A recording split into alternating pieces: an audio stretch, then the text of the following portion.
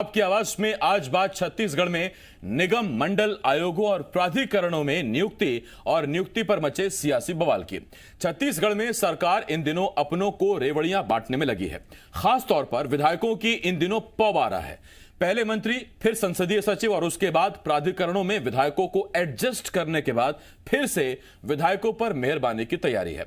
विधायकों को मलाई दी जा रही है और कार्यकर्ता दूर खड़ा बस देख रहा है। उधर बीजेपी सरकार पर हमलावर है तो वहीं कांग्रेस ने बीजेपी पर पलटवार किया, अपने गिरेबान में झांकने की नसीहत दी है। कई सारी कोशिश करेंगे, एक खास और बड़ा पैनल भी हमारे साथ जुड़ेगा, लेकिन आइए सबसे पहले एक रिपोर्ट देखते हैं।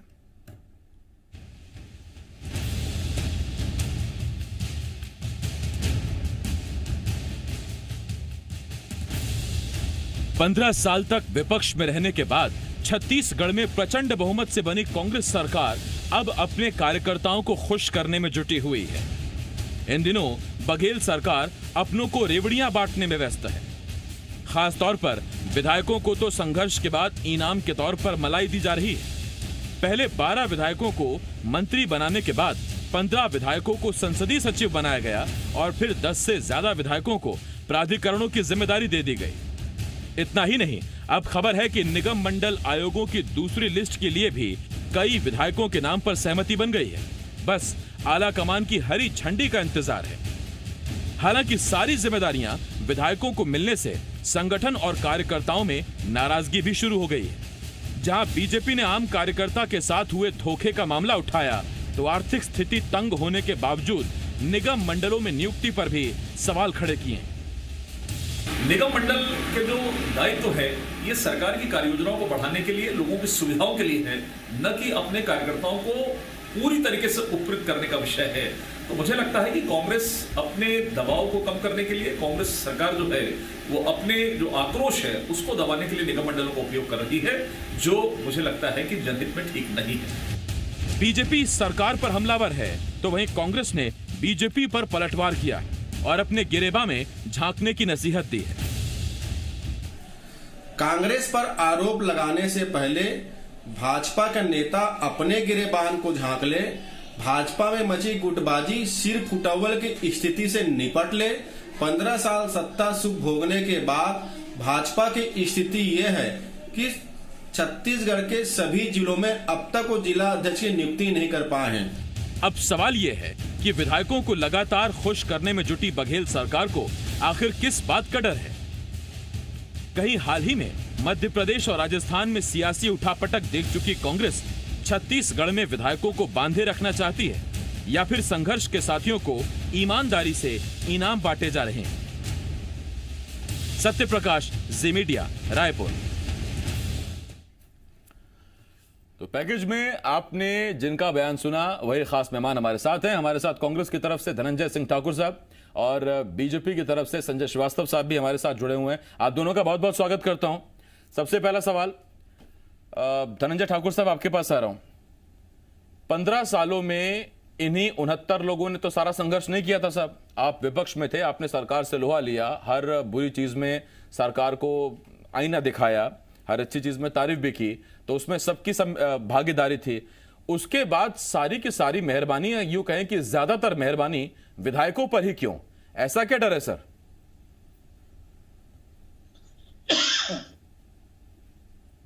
देखिए आसिफ जी, 15 साल तक छत्तीसगढ़ भारतीय जनता पार्टी के कुशासन और भ्रष्टाचार से पीड़ित रहा है और निश्चित तौर पर कांग्रेस के एक एक कार्यकर्ता, एक एक नेताओं ने संघर्ष करके छत्तीसगढ़ के किसानों को, छत्तीसगढ़ के महिलाओं को, छत्तीसगढ़ के नौजवानों को भाजपा के कुशासन से आज़ादी दिलाने का काम किया है। हमने किसानों का माफी घोषणा की, हम उससे खुश हैं। हमने बिजली बिल हाफ किया, हमने उससे खुश है।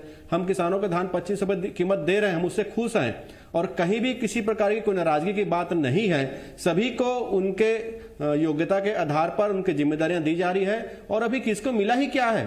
अभी किसी कुछ मिला नहीं है। और भारतीय जनता पार्टी बेवजह अपने सर खुजा रही है। इसमें कांग्रेस पार्टी के लोग क्या करेंगे? कांग्रेस के कार्यकर्ताओं में किसी प्रकार नाराजगी की बात ही नहीं। और किसको क्या मिला अभी तक? अभी तो सारी प्रक्रियाधीन है। धनंजय ठाकुर को क्या मिला या क्या मिलने वाला है? मेरा तो कंसर्न इस पर भी है। कई सालों से मैं आपको देख रहा हूं संघर्ष करते हुए।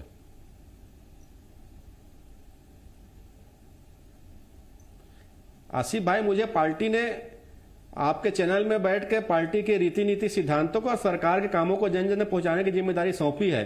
इससे मैं बहुत खुश हूं और पार्टी जो विश्वास किया है मुझ पर, उसको मैं उनको धन्यवाद देता हूं आपके चैनल के माध्यम से। सदा वो बयान दे गए धनंजय ठाकुर साहब। ठीक है, अब मैं एक सवाल आपसे और पूछता हूं। ठाकुर साहब, संजय जी ने एक सवाल उठाया। उनका कहना यह था कि तब जबकि छत्तीसगढ़ में बीजेपी की सरकार थी, संसदीय सचिवों की नियुक्ति पर आपने बड़ी हायतौबा मचाई कि साहब फिजूल खर्ची हो रही है, ये तो कोरोना काल है, आर्थिक संकट से प्रदेश गुजर रहा है, और उसमें आप हमको कह रहे हैं कि अभी हुआ ही क्या है, इसका मतलब अभी बहुत कुछ होना बाकी है। साहब, ये खर्चा पूरा करने के लिए है पैसा? देखिए आसिफ भाई, चाहे मैं संसदीय सचिव के मामले की बात कर लूं या जो भी निगम आयोग मंडल में जो नियुक्ति होनी है, सरकार ने माननीय मुख्यमंत्री भूपेश बघेल जी ने और कांग्रेस नेताओं ने स्पष्ट कर दिया है, उन्हीं पदों पे भर्ती, उन्हीं पदों में नियुक्ति हो रही है जिसमें सिर्फ भत्ता देना है। और वो भत्ता कब मिलना है? जब वो किसी मीटिंग में जाएंगे तब। तो निश्चित तौर पर सरकारी खजाने का दोहन जिस प्रकार भारतीय जनता पार्टी ने किया आरएसएस और भाजपा के लोगों को पालने पोसने के लिए, उसका नुकसान छत्तीसगढ़ को हुआ है। कांग्रेस के कार्यकर्ता, कांग्रेस के विधायकों को जो जिम्मेदारी दी जा रही है वो जनता के सेवाओं के लिए दी जा रही है। इसमें सरकारी खजाने पर किसी प्रकार कोई बोझ नहीं पड़ेगा। हाँ, निश्चित तौर पर 15 साल तक लूटपाट मची रही भारतीय जनता पार्टी के द्वारा, पाला जाता था आरएसएस के लोगों को, पाला जाता था भाजपा के बड़े सेठ उद्योगपतियों को, तो उसमें खजाने में बोझ पड़ता रहा है। ठाकुर साहब, मैं आता हूं, आपके पास बहुत सारे आरोप लगा दिया आपने। संजय जी, अब मैं आपके पास आ रहा हूं और आपसे मेरा एक सवाल। संजय जी, मेरा आपसे सवाल ये कि अगर विधायकों को साधने के लिए विधायकों को जमकर रेवड़ी बांटी जा रही है, करीब करीब हर विधायक को सेट करने की कोशिश की जा रही है, तो इसके जिम्मेदार आप हैं साहब। आप मुझे बताइए, पड़ोस में मध्य प्रदेश और राजस्थान सियासी उठापटक हुई, सारे कांग्रेस के विधायक बीजेपी की तरफ ही क्यों भागे? अगर वो सपा, बसपा या किसी और पार्टी में गए होते तो शायद आपसे इतना खौफ नहीं होता। कांग्रेस को अगर डर है तो किसकी वजह से? आपकी वजह से। बाद में आप कहते हैं कि विधायकों को बांधे रखने के चक्कर में सारे विधायकों को रेवड़ी बांटी जा रही है। बिल्कुल ठीक कहा आसिफ जी। जो बात को मैं कहना चाहता था आपने कह दिया, इशारा आपने कर दिया। आपने देखा कि लगभग 2 महीने पहले जिस तरीके से मध्य प्रदेश में पहले सिंधिया जी का बीजेपी में शामिल होना, अपनी पार्टी नेतृत्व से नाराज होकर, उसके बाद राजस्थान का जो चला विषय, और कमोवेश छत्तीसगढ़ में भी वही स्थिति आज यहाँ पर बन गई है। भले ही छत्तीसगढ़ में इनके पास में बड़ा बहुमत है, लेकिन कांग्रेस पार्टी कैसे भरभरा के गिरती है ये देश के अंदर में हमने अनेकों बार देखा है। लेकिन आज का विषय कुछ दूसरा था। विषय यही इसी से रिलेटेड है। देखिए, अभी तो इनकी चयन प्रक्रिया चल रही है। अभी आवेदन बुलाए थे, आपने सुना था होगा, पहले भी आपने ध्यान दिया होगा, चर्चा में है ये बातें हैं कि कार्यकर्ता जो 25-30 सालों से काम कर रहा है कांग्रेस पार्टी में, संघर्ष की बात करते हैं, इनसे आवेदन जैसे बेरोजगार छात्रों से मंगाया जाता है ना, उस तरीके से तो आवेदन मंगाया। तो ये तो इनकी कार्यप्रणाली है। देखिए, आज की जो चर्चा है वो 3 बिंदुओं पर मेरे दृष्टिकोण से है। देखिए, पहली चीज वित्तीय स्थिति का विषय है, दूसरी आज के समय में क्या प्राथमिकता सरकार की होनी चाहिए, और तीसरा विषय जो है, देखिए कि पार्टी के अंदर में क्या समन्वय, क्या कोऑर्डिनेशन कांग्रेस का है, ये किसी से छिपा हुआ मामला नहीं है। देखिए, वित्तीय स्थिति की बात मैं करूं कि देश में, प्रदेश के अंदर में लगातार मुख्यमंत्री जी या कमोवेश सभी लोग जब भी कहीं विकास कार्य की बात या निर्माण कार्य की बात होती है तो वित्तीय संकट का ये रोना हमेशा से रोते हैं। और आपको एक बार मैं हमेशा फिर याद दिलाऊंगा, मैं हर बार इस बात को कहता हूं कि पहले 6 महीनों के अंदर में इन्होंने तमाम प्रकार की बड़ी बड़ी बातें की थी। तो इनकी हमेशा से आदत है, कथनी करने में अंतर होता है कि भैया हम ऐसे निगम मंडल में अध्यक्ष या उपाध्यक्ष नहीं बनाएंगे जो घाटे का सौदा रहेगा। लेकिन आज ऐसा हो गया, कहीं कुछ नहीं, सब जगह अपने लोगों को बैठाने की प्रक्रिया चल रही है। अर्थात इन्होंने जो कहा था, और एक और उसका उदाहरण मैं आपको बता रहा हूं कि इन्होंने शासकीय कैलेंडर जो होते हैं ना, बरसों बरस से आप और हम देख रहे हैं, उसको उन्होंने रोक दिया था कि 25 लाख रुपए हम बचा रहे हैं। हम इतनी वित्तीय मितव्ययिता ये सरकार कर रही थी, लेकिन आज की स्थिति दूसरी है। दूसरा सबसे बड़ा विषय राजनीति में होता है, कोई बने ना बने इसका विषय नहीं है, धनंजय जी भी बने, हमें हमारी शुभकामना है, लेकिन प्राथमिकता आज वास्तव में कोरोना संक्रमण के समय में सरकार की प्राथमिकता क्या होनी चाहिए। लेकिन सरकार ने कोरोना को तो भगवान भरोसे छोड़ दिया। अब ये लगातार निगम मंडल पुनिया जी आए, वरिष्ठ नेता है, उनका स्वागत है रायपुर में, छत्तीसगढ़ में, लेकिन जिस तरीके से फौज पटाखा वहां रहा, कोरोना के तमाम प्रकार के मापदंड पूरे धराशायी हो गए, ये सरकार के लोग कर रहे हैं, ये समझने की आवश्यकता है। और तीसरा विषय जो मैंने कहा, जो कांग्रेस का राष्ट्रीय चरित्र हमेशा से रहा है कि गुटबाजी, नेता आधारित पार्टी, झगड़े यही चल रहे हैं कि मेरा कि तेरा, तेरे कितने मेरे कितने, इसमें उलझा हुआ मामला है। 5 साल तक ये बंदर नहीं, तो आप इसके बीच में कुछ टटोल रहे हैं क्या अपने लिए?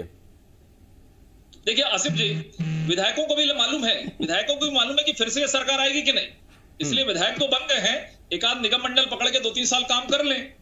कांग्रेस के लोगों को ये लगा है, दबी जवान में आवाज आने लगी है बाहर कि ये सरकार रिपीट होगी कि नहीं। इसलिए एक बार जो मौका मिला है बन जाओ। इसलिए हर एक आदमी उसके लिए प्रयास कर रहा है कि हम निगम मंडल के अध्यक्ष बन जाए, उपाध्यक्ष बन जाए, सदस्य बन जाए। ये स्थिति आज कांग्रेस पार्टी के अंदर में है, ये किसी से छिपा हुआ मामला नहीं। श्रीवास्तव साहब, मैं आपसे एक सवाल पूछता हूं। आपने कहा कि सरकार प्राथमिकता नहीं तय कर पा रही है। अगर यही निगम मंडल आयोगों प्राधिकरणों में नियुक्ति नहीं होती तो इन्हीं पिछले 1.25 साल में बीजेपी ने जमकर हल्ला मचाया कि कांग्रेस में आपस में फूट है, इसीलिए निगम मंडल आयोगों की ये नियुक्ति नहीं कर पा रहे हैं। आज आप कह रहे हैं कि ये नियुक्ति कर रहे हैं तो प्राथमिकता तय नहीं कर पा रहे हैं कि कोरोना से पहले लड़ना है कि निगम मंडल आयोग की नियुक्ति करनी है। आप ही ने साहब हल्ला मचा दिया था। आसिफ जी आपकी बात से मैं 100% सहमत हूं। मार्च के पहले तक यह स्थिति थी, इन्हीं के यहां खूब हल्ला था कि अब 15 साल बाद आए हैं, कुछ मिल जाना चाहिए, निगम मंडलों की नियुक्ति होना चाहिए। कार्यकर्ता काम करते हैं 25-50 साल, मिलना चाहिए। लेकिन जब मार्च से जो स्थिति बदली है, और हमारे समय कभी हमने वित्तीय रोना नहीं रोआ, 15 वर्ष तक हमने बेहतर तरीके से काम किया, हर सड़क पर आपको काम दिखता था। लेकिन ये लगातार रो रहे हैं कि इनकी वित्तीय स्थिति ठीक नहीं है। अब कोरोना संक्रमण मार्च से जो प्रारंभ हुआ है, इसमें तो प्राथमिकता बदलनी चाहिए। करें आप 2, 4, 10, 15 कर ले, लेकिन जिस तरीके के फौज पटाखे चल रहे, 3000 आवेदन 50 बनाएंगे, ये स्थिति ठीक नहीं है। कोरोना संक्रमण इनकी प्राथमिकता से समाप्त हो गया है। इनकी प्राथमिकता केवल अपनी सरकार किस तरीके से बचाएं, एक विद्रोह जो हो रहा है। और विधायक जैसा आपने स्वयं इस बात को स्वीकार किया कि विधायक चाह रहे हैं कि हम पहले एडजस्ट हो जाए, उनको विश्वास नहीं है कि फिर से सरकार में आएंगे कि नहीं, इसलिए बन जाए, लेकिन कार्यकर्ताओं को प्राथमिकता मिले। मैं तो एक कार्यकर्ता होने के नाते, राजनीतिक दल कार्यकर्ता होने के नाते, कुछ कार्यकर्ताओं को प्राथमिकता मिलनी चाहिए, एक कार्यकर्ता होने के नाते ही मैं कह सकता हूं। नहीं संजय जी, ये ठीक है, आपको पार्टी ने आप पर भरोसा भी जताया था, वो तो जनता जनार्दन का साथ नहीं मिला, कोई बात नहीं, लेकिन आपने मेहनत पूरी की थी और ऐसे में हर कार्यकर्ता को उसके बराबर सम्मान जरूर मिलना चाहिए। ये बात आपने ठीक की है। ठाकुर साहब, मैं आपके पास आ रहा हूँ। हाँ, थोड़ा सा ही रह गया था संजय जी मामला, हम तो नजर बनाए हुए थे पूरी। लगातार 15 वर्षों तक मैं नगर निगम में रहा, सभापति रहा, पार्षद रहा, सबने दिया। इस बार इलेक्शन में पार्षद नहीं, इस बार तो जिम्मेदारी बड़ी थी सर। इस बार अगर हो जाता, जनता थोड़ा और साथ दे देती तो इस बार थोड़ा जलवा अलग होता। खैर, मैं लौट रहा हूँ आपके पास। ठाकुर साहब, मैं आपके पास आ रहा हूँ। ठाकुर साहब, मेरा आपसे एक सवाल, जब आपने ये बात कही थी कि अभी तो हुआ ही क्या है, उसके बाद से वो चिंता मेरे जहन से हट ही नहीं रही है। अभी तो हुआ ही क्या, आगे और क्या क्या दिखाएंगे सर? मैं बात इसलिए बोला आसिफ भाई जी कि भारतीय जनता पार्टी के जो नेता जो मनगढ़ंत जो कहानियां लिखते हैं, जो झूठ फैलाते हैं, जो भ्रम का मायाजाल बुनते हैं, मैंने उस पर कमेंट्स किया था, अभी कुछ हुआ नहीं है और ये कहां से कहां और कहां से कहां पहुंच गए भाजपा के नेता। अच्छा, असल में भाजपा के नेता भारतीय जनता पार्टी के गुटबाजी और सिर्फ उठौल पे ध्यान नहीं दे पा रहे हैं। क्योंकि जिस प्रकार से आप देखेंगे कि 15 साल तक सत्ता सुख भोगने के बाद भाजपा की स्थिति यह है छत्तीसगढ़ में कि छत्तीसगढ़ के सभी जिलों में भाजपा विधायक जिलाध्यक्ष बना नहीं पा रही है। भाजपा के मंडल और सदस्य कार्यकर्ता भाजपा छोड़ के भागे जा रहे हैं। भाजपा के बड़े नेता भाजपा के प्रदेश सदस्य के नेतृत्व पर सवाल उठा दे रहे हैं। यह भारतीय जनता पार्टी का इंटरनल मामला है। अरे तो ठाकुर साहब वो इसीलिए तो नहीं कर पा रहे क्योंकि कोरोना चल रहा है। उन्होंने बताया तो सही कि प्राथमिकता तय करनी पड़ेगी। नहीं कर पाएंगे ना, क्योंकि 15 साल तक भारतीय जनता पार्टी ने जो आयोग में, निगम मंडलों में जो सेठ साहूकारों को जो सूटकेस लेकर, बड़े बड़े गिफ्ट लेकर जो नियुक्ति किए ना, उसका ही नतीजा है। कार्यकर्ता बोल रहे हैं, उनको ही बुलाइए ना, वही जिलाध्यक्ष बनेंगे, वही जाए आंदोलन करने। क्योंकि 15 साल के जो शासन काल के दौरान भाजपा कार्यकर्ता बोलते थे कि हमको ऐसा लगता है कि हमने 100 लोगों के लिए सरकार बनाई है, यही वो सेठ, यही वो साहूकार, यही वो अटैची वाला, यही बड़े गिफ्ट देने वाला। तो भारतीय जनता पार्टी का संस्कार और संस्कृति है। कांग्रेस में कार्यकर्ताओं की कदर है, कांग्रेस में कार्यकर्ताओं को मान सम्मान मिलता है, कांग्रेस को जिम्मेदारी मिलती है। और मैं आना चाहूंगा, एक बड़ा अच्छी बात इन्होंने कहा, वित्तीय संकट नहीं था 15 साल के रमन शासन काल में। अरे कहां से रहेगा? 50,000 करोड़ का कर्जा रमन सिंह छोड़ के गया है। आपने कभी वित्तीय संकट के बारे में सोचा ही नहीं। आप तो कमीशन खोरी भ्रष्टाचार में लगे रहे। और मुख्यमंत्री भूपेश बघेल की सरकार छत्तीसगढ़ के वित्तीय विषय को भी लेकर चिंतित है और छत्तीसगढ़ के एक एक नागरिकों की सुविधाओं को लेकर चिंतित है। इसलिए हम संजय जी, मैं आपके पास आता हूं। संजय जी, मैं आपके पास आता हूं। रमन सिंह के चेहरे में फेयर एंड लवली लगाने के लिए 80 करोड़ के बजट के जो डीपीआर कार्यक्रम होता है, उसको 150 करोड़ से 400 करोड़ तक पहुंचा दे, हमारा काम नहीं है। ठाकुर साहब, एक मिनट। संजय जी, मैं आपके पास आता हूं। ठाकुर साहब, मैं आपसे एक छोटा सवाल और पूछना चाहता हूं, उसके बाद प्रभु संजय जी के पास जाना है। मैं आपसे यह पूछना चाहता हूं कि जब एक कार्यकर्ता को आपने विधायकी का टिकट दिया तो यह तो अपने आप से उस पर बहुत बड़ी जिम्मेदारी हो गई ना।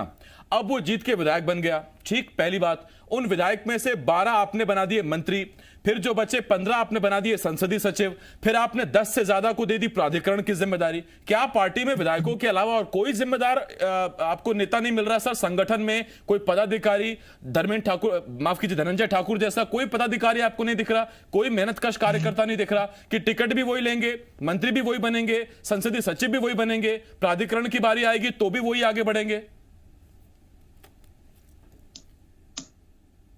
देखिए आसिफ भाई, कांग्रेस के कार्यकर्ताओं ने उनको विधायक बनाए हैं और कांग्रेस के कार्यकर्ताओं के सहमति से विधायकों को और भी जिम्मेदारी दी जा रही है और कांग्रेस कार्यकर्ताओं को भी जिम्मेदारी दी जा रही है। तो निश्चित तौर पर कांग्रेस में सब कुछ जो है कांग्रेस के कार्यकर्ताओं के हिसाब से हो रहा है, उनके पूछ परख के अनुसार हो रहा है। और भारतीय जनता पार्टी का पीड़ा किस बात की समझ में नहीं आता, जो 15 साल तक कार्यकर्ताओं को भूल गए थे। चुनाव हारने के बाद ही भाजपा के नेता धर्मलाल कौशिक जी यह बोलते थे हमने कार्यकर्ताओं के कारण चुनाव हार गया, जिम्मेदारी नहीं ले पाए। वो कांग्रेस कार्यकर्ताओं के लिए चिंता करते हैं। श्रीवास्तव जी, कांग्रेस के बारे में मत सोचिए, भाजपा के बारे में सोचिए। जो भाजपा में जो आग लगी है, जो गुटबाजी है, जो सिर फूटा हुआ है, जो एक दूसरे को सीधे आंख से देखना पसंद नहीं कर रहा है। अब आपने आरोप लगाया तो उसका जवाब भी सुन लीजिए साहब। अरे उनके बारे में सोचिए भाई, कांग्रेस को जनता ने जिम्मेदारी दिया है और 5 साल के नहीं 25 साल के लिए हम यहाँ पे सरकार बनाएंगे। अच्छा ठीक, मैं लौट रहा हूं आपके पास, शुभकामनाएं उसके लिए ठाकुर साहब आपको।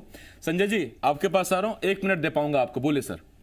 अरे सर ऐसा नहीं, देखिए आसिफ जी, ऐसा है कि कौन सा चुनाव इन्होंने किया कि 25 साल के लिए बहुमत मिल गया, शायद ये संविधान की धज्जियां उड़ाकर इस तरह की बातचीत कर रहे हैं। देखिए हमें कहीं दिक्कत नहीं है, हम तो ये कह रहे हैं धनंजय जी आप भी बन जाओ, 2 साल निकल गया, 2 साल बचा, 5वें साल चुनाव हो जाएगा, फिर आप ही चिल्लाओगे कांग्रेस पार्टी के ऊपर में। हमारा तो ये कहना है। दूसरा विषय ये है कि भाजपा का जिलाध्यक्ष नहीं बन पा रहा है, ये प्रदेश बिल्कुल ठीक है, बिल्कुल ठीक है। आप देखिए ना भाजपा में क्या स्थिति है, झंडा उठाने वाला नहीं भाजपा में। ठाकुर साहब अच्छा नियम, आपके यहाँ नियम अच्छा है, बिल्कुल नियम अच्छा है, तय है, भाजपा में झंडा उठाने वाला नहीं है। अरे ठाकुर साहब 1 मिनट रुकिए ना, संजय जी ने उठा रखा है ना झंडा, बात तो सुनिए उनकी। झंडा उठाने वाला नहीं है। अरे रुकिए तो ठाकुर साहब, मुख्यमंत्री भाग रही है। ठाकुर साहब 1 मिनट रुकिए, नहीं ठाकुर साहब ये गलत बात, ठाकुर साहब 1 minute, Dhananjay ji please please please. लेकिन हमारे इस तरह का संविधान नहीं है। आप कहते हैं बहुत अच्छा संविधान है कि राहुल गांधी अध्यक्ष बनेगा, भाई हमारे ऐसी व्यवस्था नहीं, इसलिए टाइम लग जाता है। आपके यहाँ फिक्स है सोनिया गांधी, फिर राहुल गांधी, राहुल गांधी, प्रियंका गांधी। आपके यहाँ तड़ीपार अध्यक्ष बनता है, तड़ीपार होना चाहिए अध्यक्ष बनने के लिए। और हिटलर का है, हिटलर शाही है। एक तो धनंजय जी संजय जी को बोलने नहीं दे रहे, पहली बात। और दूसरी बात यह कि संजय जी ने खुद ही कहा था कि डिबेट जो है वो 3 बिंदुओं पर है। आर्थिक स्थिति को लेकर उन्होंने कहा था कि ये है, भत्तों को लेकर, मितव्ययता को लेकर और कांग्रेस के आम कार्यकर्ता की अनदेखी को लेकर। फिर संजय जी भी जवाब देते देते वो पहुंच गए परिवारवाद पर, उस पर भी कभी हम डिबेट करेंगे, जरूर करेंगे। जैसा आरोप लगेगा सर वैसा जवाब। हाँ मैं लौट रहा हूं आपको। नहीं सर देखिए, उसमें आप जवाब देते रहिए, मुद्दे पर बने रहे, ये मेरी जिम्मेदारी है। और जिम्मेदारी ये भी है सर कि बुलेटिन टाइम पर वाइंड अप हो जाए, खबरें वक्त पर पहुंचनी चाहिए। बहुत शुक्रिया आपका धनंजय साहब। संजय जी बहुत बहुत शुक्रिया आपका हमारे साथ जुड़ने के लिए। छोटे